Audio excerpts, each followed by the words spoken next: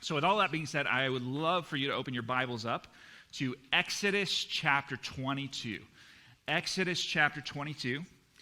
And we're going to be actually all over the place in the book of Exodus, chapters 22 through 24. We're going to do kind of the pattern that we have been doing for the last few weeks, where we're kind of jumping around and kind of trying to understand the themes that are going on inside the law. Exodus 20 through 23, this is called the book of the covenant. This is Moses' covenant. He brings this to Israel, and this is the moment where he kind of presents, hey, here is God's law. Now, there will come books after this that explain, like, what does the book of the covenant mean? But these really 3 chapters are very significant. This is God solidifying his relationship with his people. So I have a question for you. Have you ever felt like someone has information that you don't? Have you ever felt like a group of people, maybe even, were operating, and you were a part of that group, and somehow all the people in that group had information that you yourself did not have? Okay, so in these experiences, you see things happen that don't make sense to you. Why don't they make sense? Well, because you don't have all the information, right? You will see people act in a certain way. All of a sudden, people are responding and acting differently. They're having different conversations, and you don't know why these things are happening. It just doesn't make sense. You feel like they all have some information that you don't have. When I was a senior in high school, I was in my choir, and it was like we were doing a celebration of seniors, and so everybody got to stand up and say something after a song, or we would like introduce the songs.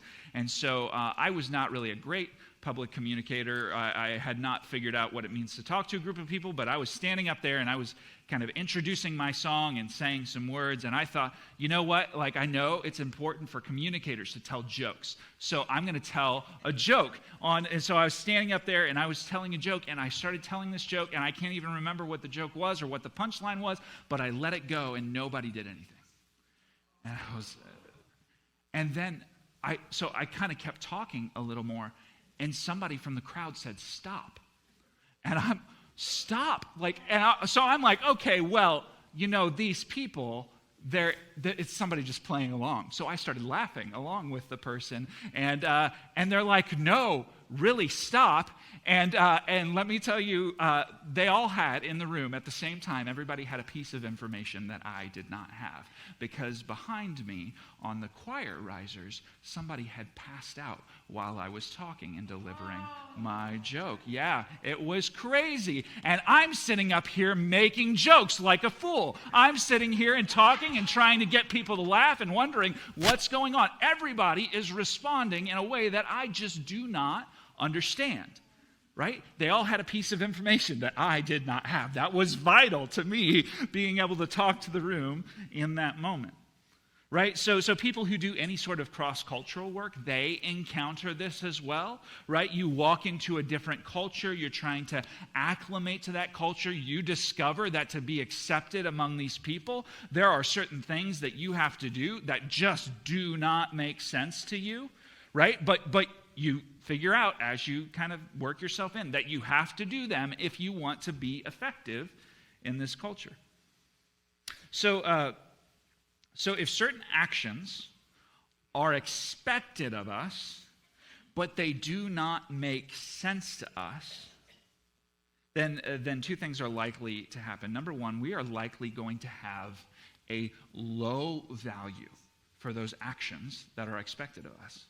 We won't see them very highly. And then the second thing that's going to happen likely is that you are going to be prone to neglect those actions.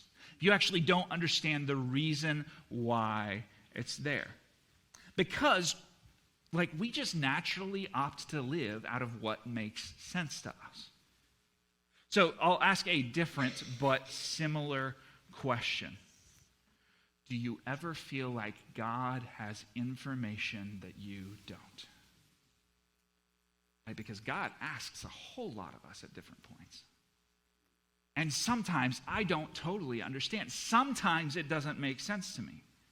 Like, in fact, here's what I know. Every person in this room very likely has had a run-in with God where God had certain expectations that did not make sense for you. And when things don't make sense, it becomes really easy to neglect them. So we're in a series in the book of Exodus, and that series is called Decisions. And this is what we've been saying through this series. Our decisions and heated moments tell a story. So God is giving his people a law, and that law is meant to inform their decisions. Some of the things that we will read today, I'm going to give you a forewarning, they will not make sense. They won't make sense to us, and quite frankly, some of them even didn't make sense to the Israelites when they received them. Like some of the things that we'll read, some of them, it has a lot to do with the fact that we're not desert Israelites, right? So when we read these passages, we don't actually understand exactly what was being talked about. But some of these things didn't even make sense to the Israelites, right? So God is going to tell them to do some things and not to do other things. And it's easy to look at these commands and go, okay, God, what's up? What's the deal? So know this, it is the supreme human temptation to call God into question. It is the supreme human temptation to call God into question. Genesis chapter 3, it started with a question. Did God really say you should not eat from that tree? Job, in the book of Job, you see Job, he's like encountering all sorts of things that don't make sense to him. Right? And he's striving to stay faithful to God. He wants to understand, though. And so we see Job wanting to do throughout the book, maybe he actually wants to put God on the witness stand. Like he wants God to kind of attest to what's happening, right? He doesn't want to say something disparaging, but he's going, God, what the heck is going on? Right? He wants to question him. Right? There's a reality because of our brokenness, actually, that no being in all of the universe has undergone more scrutiny than God. Right? Because he just bears the full weight of all of our expectations. And when he has expectations and we want to question them, all of us are prone to question. Right? So before we go much farther, I just want to say something. God can handle your questioning. He is big enough for that. Right? The root of our questions comes from doubt, right?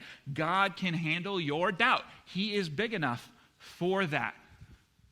But hear me.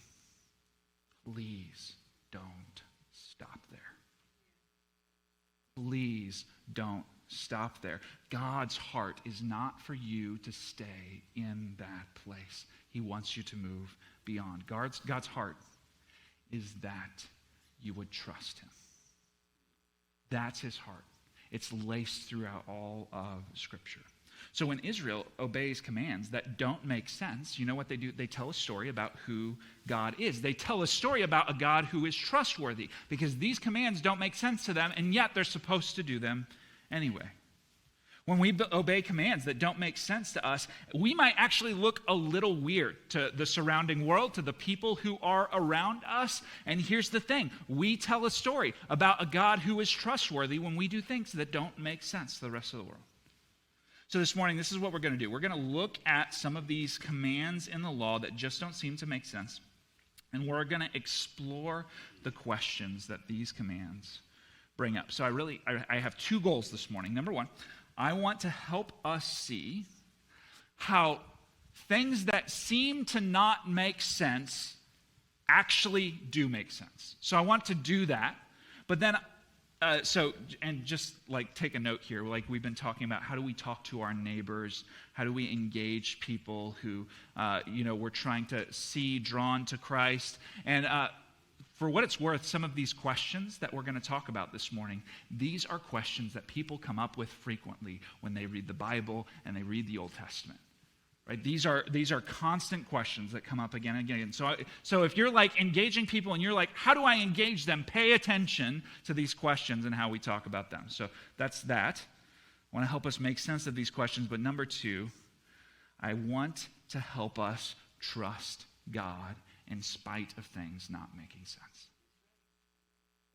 Okay, so there are some commands, especially in the Old Testament, that seem to be random.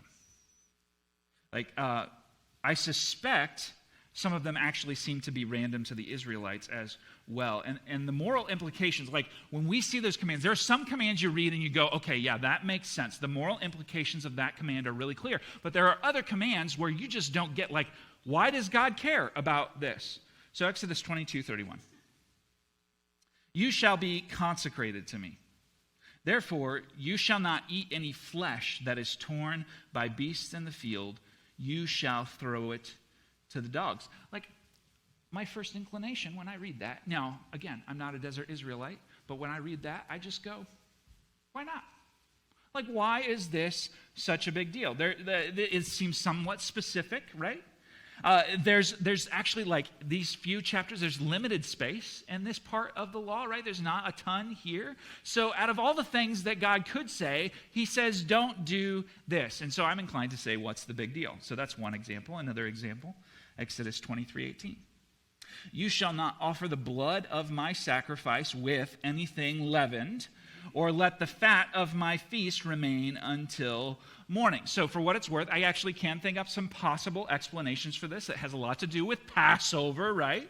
But still, it seems especially random, especially when this is what the next verse says. You shall not boil a young goat in its mother's milk. Now, I don't know about you, but like as far as temptations go, that one is not very high on the list. Like I am not just like itching to go and boil a young goat in its mother's milk. So I read this and I'm like, what's the deal? Like on the surface, it can seem like God is maybe being a little random. Right? So picking and choosing on a whim what is and isn't important to him. So this observation, it would create a question for us. Here's the question. Isn't God just being arbitrary? Isn't God just being arbitrary? Like when we ask this question, this is what's going on inside of us. We see a God that seems very human because we know how we make decisions. And most of us don't make decisions very logically all the time, right? We get whims. We get impulses. And so we ask this question. It may lead us to think that God is maybe more guided by in-the-moment feelings rather than thought and intention and logic. And I get asking this question, but here's where we need to be careful. When we look at an action or a command of God and say, that seems random, illogical, or disordered, you can't make that evaluation without this basic assumption. All of my evaluations are intentional, logical, and well-ordered, at least more so than God's. And so what you do when you say, isn't God just being arbitrary? What you're actually doing and what we actually do when we ask this question is we are lifting ourselves up above God and looking down on him and saying, I have the capacity to be able to evaluate you. So instead, we ought to ask, is there some way that something that seems to be arbitrary, maybe it looks like this to us, but is there some way that this might actually make sense? Like that's the better question to ask. Instead of going, God, you seem arbitrary, we should ask God, is there a way that this actually makes sense? And funny enough, it does, if we consider a big overarching idea. Exodus 22:31. You shall be consecrated to me. It's like how he kind of leads off this section. He's saying, you need to be set apart to me. And we talked about this idea of consecration a little bit last week. This is the overarching idea surrounding these commands. God answers this question, what will my people do that uniquely sets their direction toward me? What will my people do that uniquely sets them apart towards me? Well, the first thing they're going to do, they're going to avoid flesh torn by beasts. Like, why would they do this? Well, when this happens, what happens is blood mingles with flesh. It becomes hard to tell the two things apart. And eating blood was forbidden for God's people for two reasons. Blood represented life that was in the body, and on top of that, blood was God's means that he had established for atoning for sin. So when God's people removed the blood from whatever they ate, it was a process of recognizing that blood has a special function for God's people. So there's an explanation for that. Like, it makes sense when we understand God's heart. So then he says, don't let the fat of my feast remain until morning. This is related to Passover. And again, Passover was meant to tell a story, a unique story about when God's people kind of had to get ready quickly, and everything happened in one night. And they had to kill this Passover lamb and kind of spread the blood over the doorpost. And everything happened quickly. God's saying, don't wait. Don't wait to let the fat go until morning. Like, everything needs to be taken care of overnight, because in one night, God sent his angel and protected his people because of the blood of the lamb over the doorpost. They're telling a story, right? They're setting themselves apart as God's people. Okay, and then the difficult one. Don't boil a young goat in its mother's milk. This is, by the way, probably one of the ones that even Israelites may have gone, what? Like, what? That doesn't necessarily make sense. So this applies more practically to the land that they were going into, the people of the land that they were going into, and the practices of those people. You see, God has information that they don't. It's very likely that this practice of boiling a goat in its mother's milk is a practice of idol worship and false religion. Right? And this is something that these people would do, likely to get some kind of blessing from their gods. And on top of all of this, it's recognized as being in conjunction with idol worship. And what is God's command? Be consecrated to me. Right? So it's, again, he's saying you are to be set apart. So all of these commands, they have purpose and they have intention, even if we don't see it immediately. So God is not arbitrary. Right? He wants his people to have practices and also not do certain practices to make sure that his people are set apart from the other people of the land, because it is a land of really great confusion. Like, there are people worshiping all sorts of gods and lifting up all sorts of gods and engaging in all sorts of practices, and God wants it to be clear who his people are. He's not just being arbitrary. Okay, so let's deal with some other laws that seem not to make sense. Exodus 23:13. Pay attention to all that I have said to you, and make no mention of the names of other gods, nor let it be heard on your lips. Now, this does, on the surface make sense, right? God is God alone. He wants to be worshipped alone. But let's continue on. Exodus 23:24. You shall not bow down to their gods, nor serve them, nor do as they do. But you shall utterly overthrow them and break their pillars in pieces. He goes on in verse 32, says, you shall make no covenant with them and their gods. They shall not dwell in your land, lest they make you sin against me. And if you serve their gods, it will surely be a snare to you. Like, this seems perfectly reasonable. All of these things that God would ask seemed perfectly reasonable until these Israelites that he is giving the command to get into the middle of the land that he's giving them. And then they witness the extreme sensual appeal that comes with idol worship. Right? They see the way that people engage in the worship of their idols. They see the blessings that those other idols offer.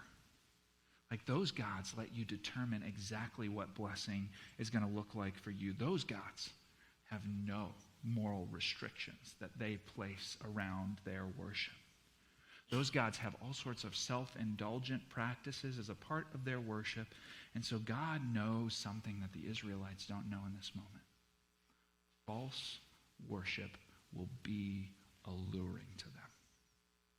It will entice them. they will be inclined to follow after false gods. And so Israel, if they're not careful, they will allow these commands to create a question for them. Isn't God just restricting my freedom? Isn't God just restricting my freedom? So let's talk about what makes sense to Israel. They have only seen and known polytheism. They don't know what it means to worship one God alone because they've only witnessed people worship ever multiple gods. Multiple gods were common. All nations around them have multiple gods. And no national God, right? Because if we think about this, they're going to be inclined to just see Yahweh as their national God. No national God would restrict worship of other gods, but their national God does. Right? So even now they're going, our God is kind of restricting our freedom. So if they didn't trust Yahweh, they would be inclined to see him as kind of this great killjoy who's taking away their opportunities. You know what? We do this. Like, this is a common narrative for why many people leave the church. I just want to live my life. I want to live for me. Like, I need to find my truth no matter what I have to abandon in the process. But if God created everything with intention, and then if we as humans are somehow prone to brokenness and sin, like if those two things are true, God creates everything and he has an intention and a purpose for it, and we are prone to brokenness and sin, then we need to consider the possibility that what we call freedom is actually another form of slavery. Like, we need to be open to that possibility. If God is perfect and he is infinite and he creates with intention and we are broken and sinful, then we need to be open to the possibility that what we would call freedom is actually another form of slavery. And in Egypt, this freedom of the multiple gods letting you do what you want, you know what it led to? It led to the oppression of Israel. They became slaves, literal slaves. This freedom, it looks good from afar, but it comes up short. Like, can't I just enjoy a drug-induced experience? Can't I just date whoever I want to date? Can't I just kind of take all the limitations I want to off of my sexuality? Can't I keep my money for myself and do what I want to do with it? Can't I just add one more piece of stuff to my collection of stuff, right? Pursuit of more and better. All of these things, they look like freedom, but they ultimately become slave masters. Right? They permit us to numb ourselves to real life. They lead us to seeking more and never actually satisfy us. And they lead us to actually neglect our neighbors in the process of these pursuits. And God knows all of this. And so he wants to make sure that they know. I created you. I saved you. I offer you purpose. Freedom is found only with me. Okay, so one more set of questions arise out of these laws. Verse 20 of Exodus 22, whoever sacrifices to any god other than the Lord alone shall be devoted to destruction. So we read laws like this, especially, as God is going to send Israel into the land. And quite frankly, when we encounter all of the results of this particular law and all of its implications, even into the book of Joshua, we're inclined to look at this and we see it as harsh and unnecessary, standing from our high places and looking down and evaluating God. Right? This is harsh punishment for false worship.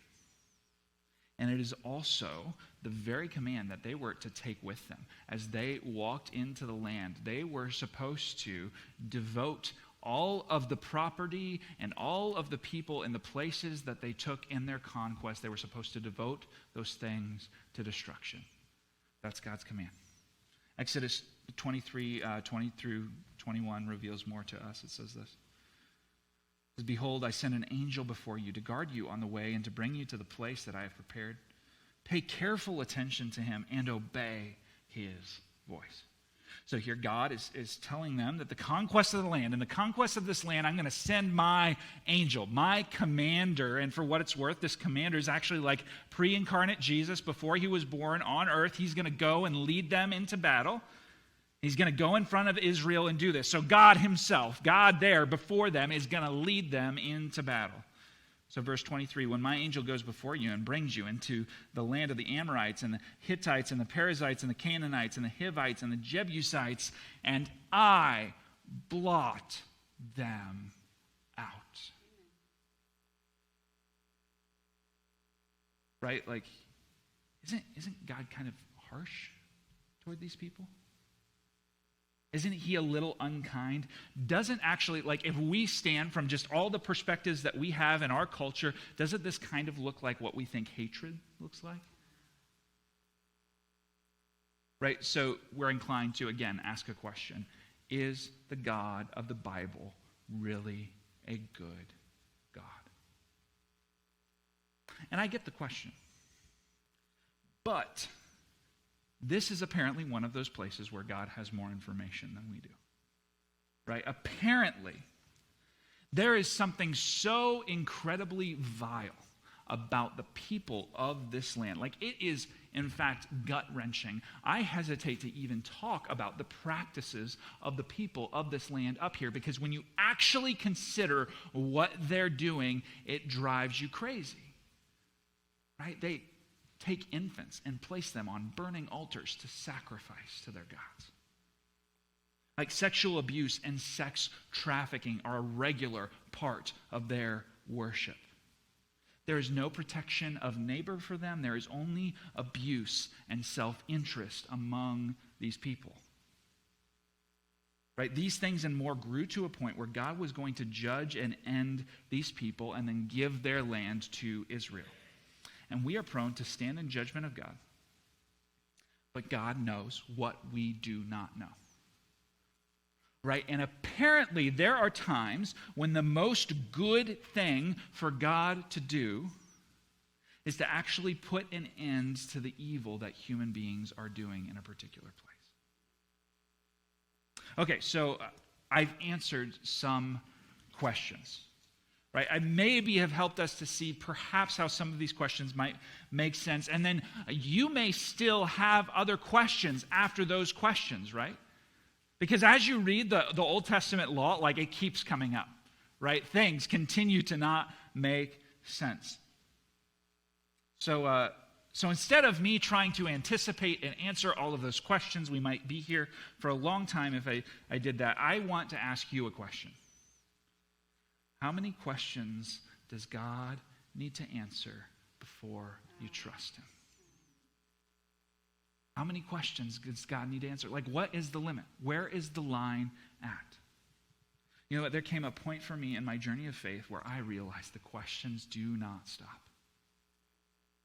Right? Like, there are things I read in the Bible today that still don't make sense to me. Right?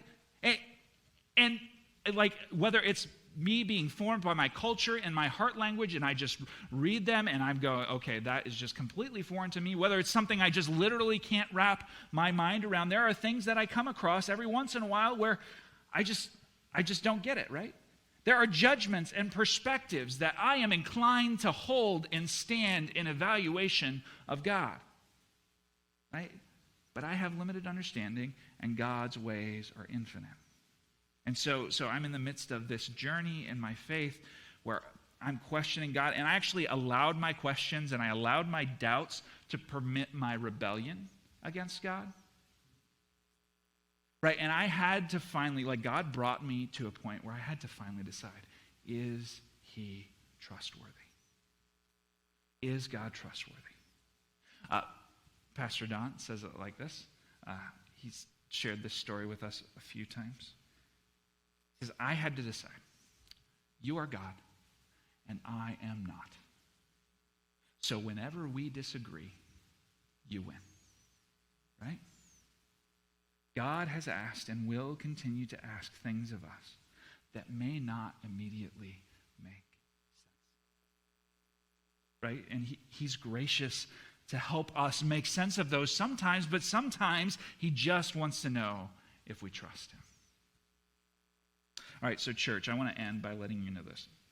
The God who patiently withstands our small judgments is trustworthy. Why?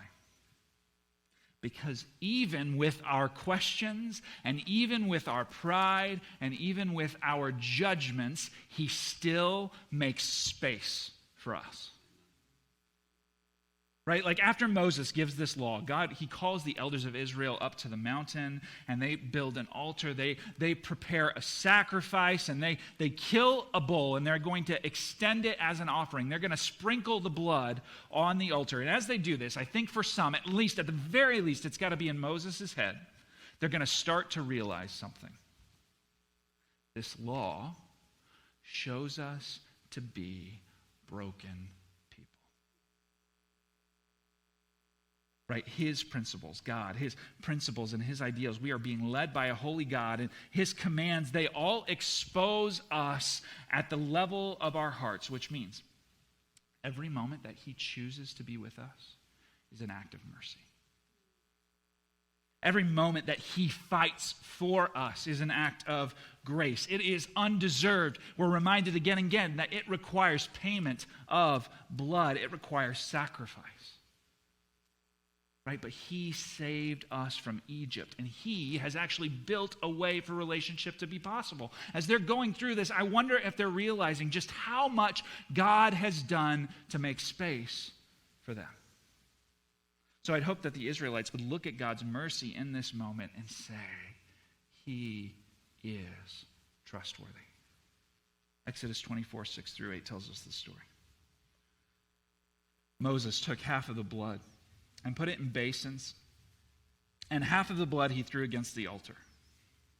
And then he took the book of the covenant and read it in the hearing of the people. And they said, all the Lord has spoken, we will do, and we will be obedient. So verse 8, Moses took the blood and threw it on the people and said, behold, the blood of the covenant that the Lord has made with you in accordance with all these words. See, there is no way they could read this law and not know that God had to do something to make space. So God, in his mercy, made this space called sacrifice, where payment had to be made, but God would continue to be with them. And so God shows himself in this moment to Israel to be trustworthy. He was trustworthy at that point. Okay, so we're going to do some so whats. So what, number one? Just think about this. God is building your trust muscle for trials yet to come. Right, so every opportunity for obedience is an exercise of our trust. You know, like, okay, so when we stumble and we disobey and we fall short as Christians, we don't carry shame, right? We get this. His blood covers us. We don't have to be wondering if he's always going to strike us down for these things. We know that we are freely accepted, right? But obedience, especially when obedience doesn't make sense, when we take those steps, it builds our trust. Because in the moment of those steps, when we do something that God tells us to do, even though it doesn't make sense, we see his goodness. We see that God actually knows better than we do, that he is trustworthy. So obey God with whatever next step of obedience he's given you, because that next step of obedience is a process of building trust in you for the future steps of obedience that he has for you. Number two, Jesus' death and resurrection is proof that God continues to be trustworthy. God showed himself there with Israel, making a space, making it possible for them to be with him through sacrifice. And then Jesus comes. God loved us so much that he made a permanent and everlasting way for us to be with him. Right? Jesus came knowing our tendency to question, knowing our tendency to lift ourselves up above God and stand in evaluation. Jesus came knowing all of our doubts. Jesus came knowing that we will use our doubts as an excuse for disobedience. Jesus came knowing that our preference is to find a way to justify ourselves and not listen to God. He came knowing all of that. And he willingly submitted himself that he might die on a cross so that we could be accepted with God. He died. And if we place our trust in him, his blood covers us. We can be in right relationship with God. And we know this is true because he didn't stay dead. He came up out of the ground. God showed his goodness. He vindicated it. And then Jesus arises from the dead to show us that God is good and he is trustworthy. Right? So if you have never trusted in Jesus, I want you to know today that he offers freedom from sin. He offers salvation. He offers right relationship with God for eternity. So my invitation to you, my ask of you, would today be the day that you decide to trust Jesus? Would today be the day that you decide to stop letting the questions create a barrier and simply trust God? Would you pray with me, please?